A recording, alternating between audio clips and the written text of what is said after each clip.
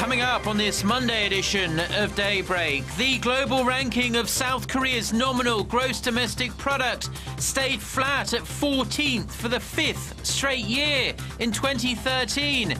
Experts say it's an indication of the country's slow growth trend. A key US expert on North Korea says the long-stalled six-party talks on North Korea's denuclearization are not enough to solve the regime's nuclear issues. Plus, thousands of Palestinians flee northern Gaza after Israeli warnings on the 6th day of airstrikes aimed at stopping rocket attacks. Daybreak begins now.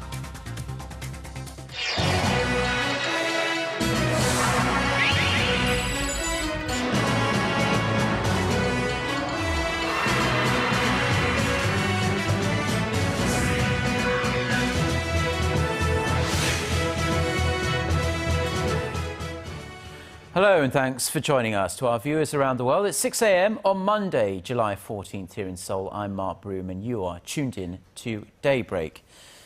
Our top story this morning, South Korea continued to rank 14th in the world in terms of gross domestic product last year. The Bank of Korea says nominal GDP amounted to roughly $1.3 trillion in 2013, placing Korea in 14th place for the 5th straight year.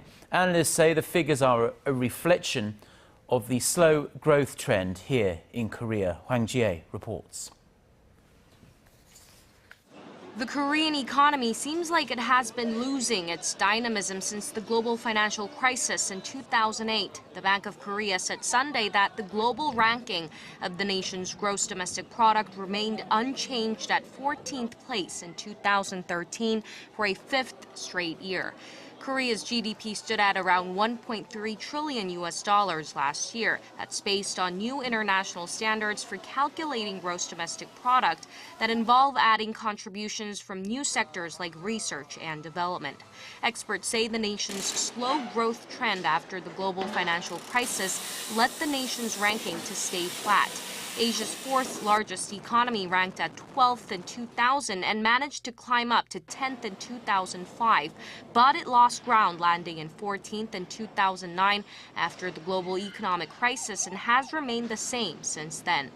The United States topped the list at almost $17 trillion last year, followed by China with $9.2 trillion and Japan with $4.9 trillion.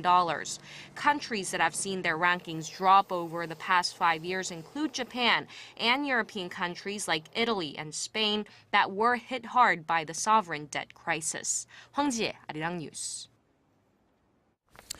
Now, North Korea has fired 2 short-range missiles into the East Sea between Korea and Japan in an apparent protest at the upcoming military drill between South Korea and the United States. The missiles were fired in the early hours of Sunday morning Korea time from the North Korean city of Kaesong near the border with the South. Kwon So-ah reports. North Korea fired 2 short-range ballistic missiles into the East Sea on Sunday, one at 1:20 a.m. and another at 1:30. This is its second launch in just 4 days. South Korea's Joint Chiefs of Staff believes the rockets to be Scud-C missiles, given they flew a distance of around 500 kilometers, which is the Scud-C's estimated operational range. The missiles were launched from the northern part of Kaesong City, just 20 kilometers from the border with the south. Usually, the North conducts missile launches from its eastern port city of Wonsan, around 130 kilometers from the military demarcation line. A Joint Chiefs of Staff official said Sunday that the launch took place 20 kilometers closer to the south than the Wednesday launch, adding that a test firing so close to the border is unprecedented.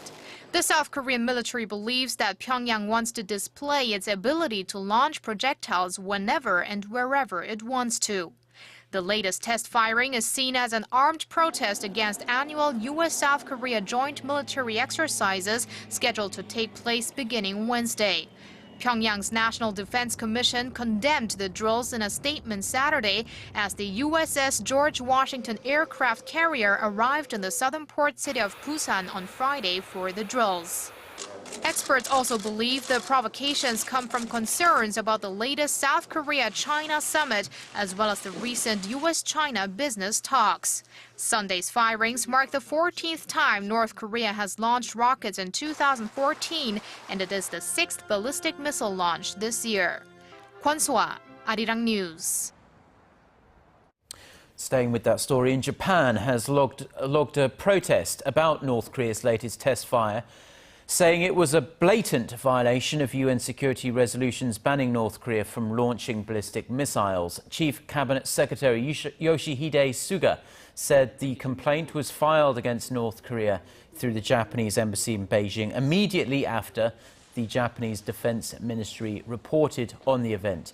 According to Japan's Kyodo news agency, though, Japanese Prime Minister Shinzo Abe said Sunday's launch will not affect ongoing discussions on North Korea's past abductions of Japanese citizens. Pyongyang recently promised to reinvestigate the issue in exchange for Tokyo lifting some sanctions on the North. The long-stalled multilateral talks on North Korea's denuclearization, otherwise known as the six-party talks, may not be the answer to solving the regime's nuclear issues. This, the latest analysis from a US scholar. In an interview with Yonhap news agency based here in South Korea, Catherine Moon of the Brookings Institute said China does not possess the power to persuade North Korea away from its nuclear ambitions, and that the energy and creativity of the six-party talks has been exhausted. Moon, on the other hand, suggested the US proactively engage in opening a new channel of conversation with North Korea, even if it's one that's behind the scenes. The South Korean government has given officials of a business consortium the green light to travel to North Korea for a project that involves the two Koreas and Russia. The Unification Ministry says a team of 38 government officials and representatives from the consortium, comprising 3 South Korean companies, will go to the north on Tuesday. The group is scheduled to stay there for a week-long feasibility study on the so-called Najin-Hasan logistics project. The project, closely linked to South Korean President Park Geun-hye's Eurasian initiative, is designed to make the North Korean northeastern port city of Najin a logistics hub by linking it to Russia's Trans-Siberian railway. This will be the second on-site inspection since February. China has released its 11th set of confessions from Japanese war criminals, this during World War II. In the latest confession to come out, a former Japanese soldier admits to killing well over 800 Chinese, many in deeply degrading ways. Just a word of warning, some of the images contained in this report by Son Jung-in are disturbing, and viewer discretion is advised. China's State Archives Administration posted a confession of Keiji Saganaka on Sunday in its latest move to expose Japan's war crimes on the international stage.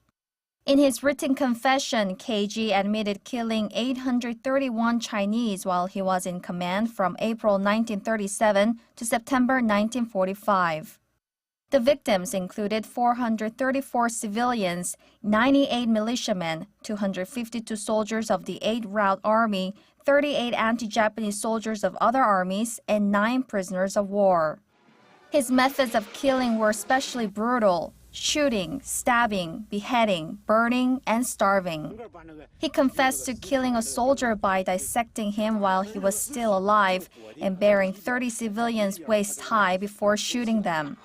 Keiji was also responsible for the enslavement of thousands of Chinese civilians who were captured and used for forced labor.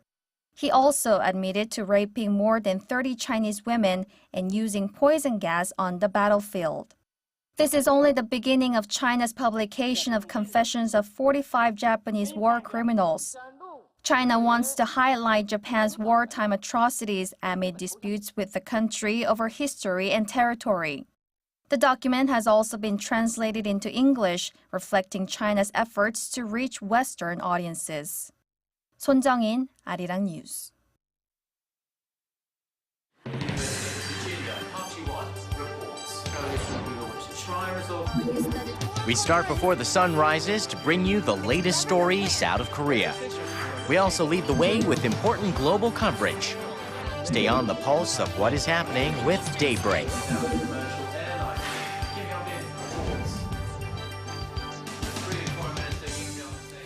Now, in domestic politics, the ruling Saenuri Party selects a new chairperson and 4 members of its Supreme Council at a party convention later today. Voting began on Sunday morning at 251 polling stations nationwide and ends later on this Monday. The winners will be chosen via a combination of votes and a public opinion poll, with the votes making up 70% of the result and the poll counting for the remaining 30%. Now, 9 candidates are running for the chairperson post, and the 2 leading candidates, Kim Moo-sung and So Chung-won, each held press briefings on Sunday, with both vowing to claim victory. Meanwhile, candidates for the July 30th by-election have begun to gear up for the start of the official campaigning period on July 17th, the first weekend after candidate registration ended on Friday. Prosecutors will seek to reissue an arrest warrant for the fugitive owner of the sunken Sewol-ho ferry in case they fail to catch him by next week. 73-year-old Yoo Byung-an is believed to be the de facto owner of Chonghaejin Marine Company and its related companies. He has been at large since the ferry sinking on April 16th that killed more than 300 people. The authorities have offered a $500,000 reward for information leading to his arrest, but they are still no closer to tracking him down. Investigators have arrested 25 of Yoo's family members and close aides, and among his family members includes his elder brother and wife. Yoo Byung-an's arrest warrant is set to expire next Tuesday. Now, the proportion of young people in Korea has dropped to its lowest level ever, and most of them are not happy with the country's education system. Our Connie Kim takes a look at the current situation facing Korea's young people. 1 in 5 Koreans is young, a reference to people between the ages of 9 and 24 as defined by Korean law. The youth population in Korea has been on the decline since it peaked at 37% in the late 1970s, and it dropped to its lowest level this year, according to recent data by Statistics Korea.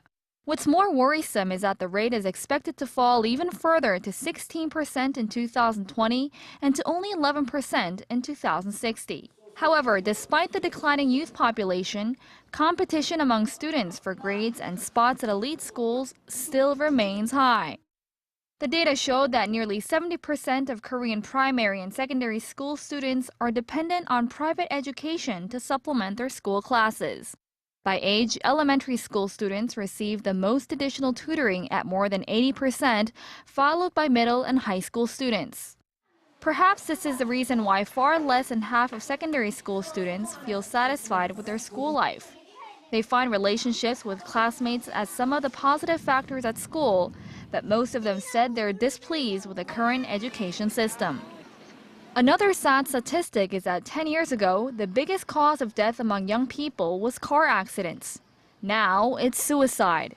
According to the report, 1 in 10 young Koreans said they have actually thought about committing suicide, with the main reasons being school grades, family troubles, and financial problems. Connie Kim, Arirang News. Now, we're about to enter the hottest part of the year here in Korea, and temperatures are already regularly soaring above 30 degrees Celsius. This kind of heat, mixed with the high humidity, leaves many people happy to retreat into the cool of their air-conditioned office. But as our Paulie reports, not everyone has that luxury. This molten metal has been heated to over 1,400 degrees Celsius, and it's being poured into a mold to make a Korean traditional cauldron, or kamosot. It takes 4 strong men and hours in the melting heat to make the pots, and the craftsmen put in their very best to make the finest ones, sometimes forgetting they are covered in sweat. People who are just resting outside say it's hot, so imagine how hot we must feel making the cauldrons. But we're not complaining. We dedicate all of our efforts to doing the best job. The dry cleaners is another hot place to work. Small shops like this one filled with racks of clothing, irons, and all kinds of cleaning machines run without a break, making the place hot and steamy. But the owner has no time to think about how hot it is. He's too focused on his customers who are waiting for their clean garments. I have done this work for many years, so I don't realize how hot it can get. I just think this is part of my work and keep on doing my job. In a different summer scene, these people are fighting against frosty temperatures in an icy factory.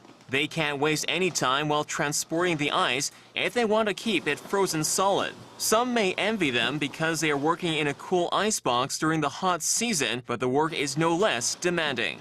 I feel most proud when I see people quenching their thirst with a cup of ice water in the hot weather. The next time the heat starts to sap your energy, you may want to remember all the people who have to work in rough conditions, no matter how hot it is outside. You can even give them an extra nod of thanks the next time you're in need of their services. Hwang Ji-hye, Arirang News.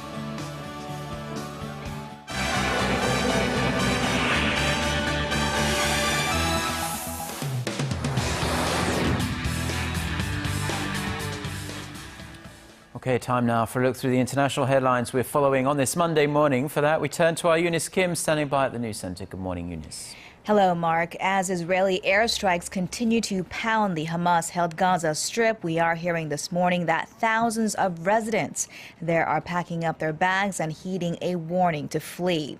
UN officials say some 10,000 people from a northern town near the Gaza border had fled south after Israeli military dropped flyers advising residents of 3 neighborhoods there to leave their homes immediately or put their lives in danger. Officials say at least 160 Palestinians have been killed and more than 1,000 hurt in the Israeli offensive, now entering its 7th day. Most of the casualties were civilians and include some 30 children. No Israeli casualty have been recorded. Some of the more than 800 rockets headed for Israel were shot down by its Iron Dome interceptors.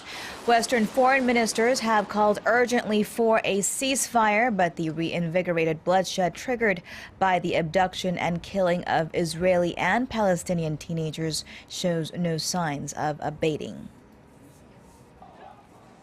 The U.S. and Germany remain great friends, claimed America's top diplomat, despite a spying scandal that had Berlin expel a CIA station chief last week.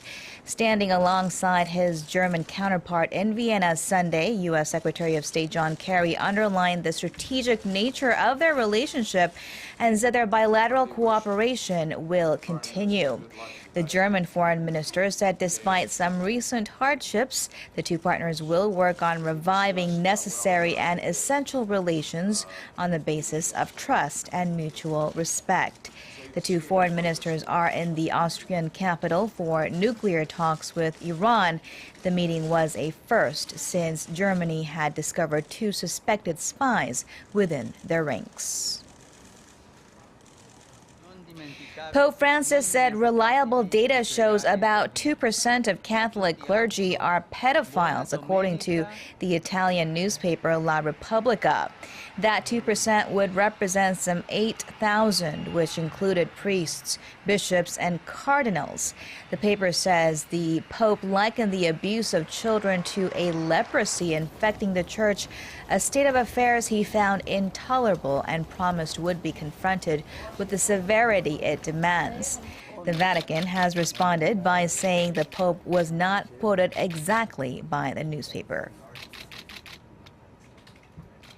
An international airport in Libya was the site of gunfire as rival militia engaged in heavy fighting for the country's main air hub.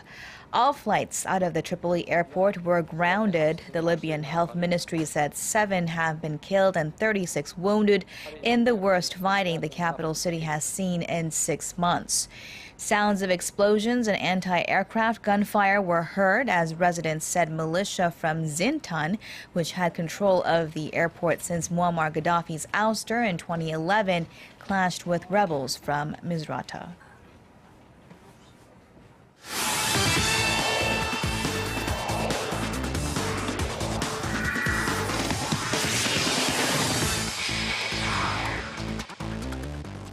And a good Monday morning to you all as we kick things off with the big finale over in Rio with the 2014 Brazil World Cup final. While the Netherlands finished off in third place with a big 3-0 win over the host nation Brazil, Germany and Argentina faced off for the World Cup glory. Now, just an absolutely exciting match from the start as both nations attacked early on, with Argentina even getting a goal taken away on an offside, followed by Germany hitting the post before the end of the first half.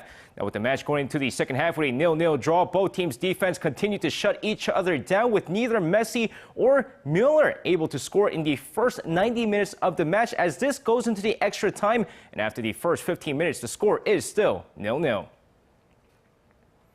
And now moving over to the LPGA Women's British Open, as South Korea's Park In-bi went after her first British Open title for a chance at a Korea Grand Slam, but she came just short. While the third-ranked Park In-bi had the lead going into the final round of the event, she held the lead during the front nine, but started off the back nine with a double bogey, followed by 3 bogeys the rest of the way. Meanwhile, an amazing finish by Mo Martin, who finishes off with an eagle on the 18th to hold on to win her British Open Women's Open title, finishing off at 1 under overall.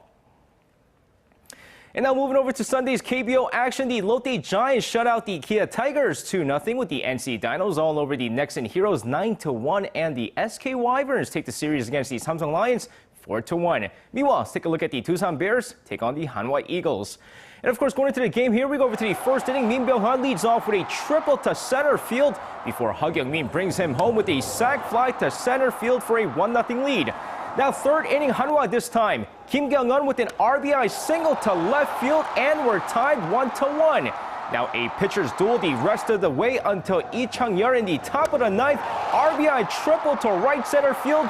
This one, his first career hit, and a big one at that, as he helps the Hanwha Eagles win this one 2-1, your final score. And this time over to Sunday's K-League Classic action. We had a couple of matches take place yesterday, including Jeju United, who beat Seongnam FC 2-1, and Busan and Incheon drew 2-2. Meanwhile, let's take a look at Jeonbuk Hyundai Motors take on Gyeongnam FC.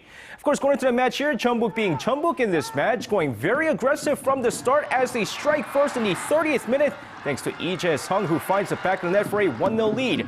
2 minutes later, it's the Lion King, Lee Dong-guk. Let's make that 2-0 Jeonbuk. Now going to the second half of the match, Leonardo sends this one past the goalkeeper, making it 3-0 before Lee Sang-hyuk continues the barrage for Jeonbuk with the 4th goal in the 77th minute. Now Gyeongnam gets on the score sheet in the 98th minute thanks to Lee Hak-min, but Jeonbuk cruises through 4-1, your final. And now finishing things off in the NBA with the major free agency market taking place this summer, Carmelo Anthony stayed with the New York Knicks, and LeBron James made it official that he's coming back home to Cleveland over the weekend.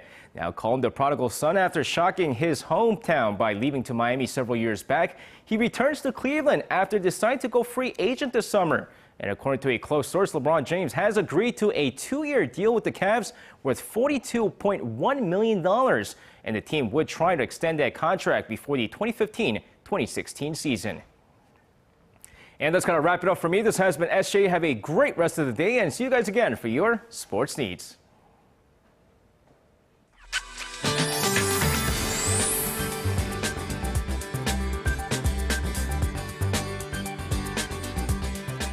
Good morning. I'm Lee Ji-hye with your weather update. Well, temperatures will be 3 to 4 degrees higher than yesterday across the region, and high in Daegu is expected to soar to 34 degrees Celsius. So we are going to have another scorching day today. Well, right now we are looking at layers of fog at the western parts of the country, which should burn up quickly as the day goes on. But watch out for low visibility on your morning commute, especially in Incheon area, where the visibility is about 600 meters in fog on the road. And once the fog clears out, the sun will be shining down on us all day long. So please do keep that in mind. And let's take a closer look at the readings for today. The morning low here in Seoul is starting out at 23, then the high will rise to 32, while Daegu and Gwangju will have a daily high of 34 and 31 respectively, and Busan should make it to 29 this afternoon. Now let's see how other regions are looking. It looks like down on Jeju and Daejeon should see a high of 27 and 31. Dokdo will reach 29, while Mount Keungang hikes up to 21. Well, that's all I have for you at this hour, and hope you have a wonderful start to the week. Thank you very much, Dion. And those are the stories we have for you at this hour. Korea Today is coming up in 30 minutes' time. And we'll be back throughout the day with more news updates. Goodbye.